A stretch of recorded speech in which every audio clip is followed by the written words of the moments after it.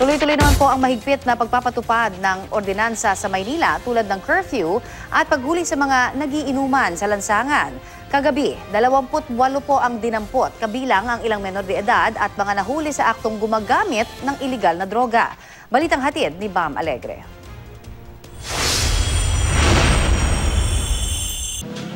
Tila bangag at hindi makausap ng maayos ang dalawang lalaking ito nang damputin ng mga pulis Maynila bilang bahagi ng Oplan Galugad sa Malate at Rojas Boulevard. Sari-saring improvised drug paraphernalia ang na-recover sa kanila. Hingi po ako ng paumanhin po. Narito yung mga kasangkapan sa paggamit ng droga at may mga residue pa ito ng ipinagbabawal na gamot. Nakumpiska ito sa isang pot session na nabulabog ng mga otoridad.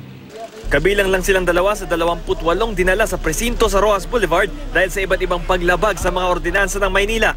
16 sa kanila mga menor de edad, 6 ang mga street dweller o yung walang tirahan, 2 ang nahuling nagiinuman sa kalsada habang 2 naman ang walang damit pang-itaas. In-implement po namin yung city ordinances ng Manila, yung pong ordinance, paglabag sa pag-inom, drinking in public place, half naked, curfew for minor, at saka yung mga natutulog sa street dweller sa kalye, at saka yung obstruction, yung mga pedicabs na nagkalat po sa kahabaan ng Adriatico po.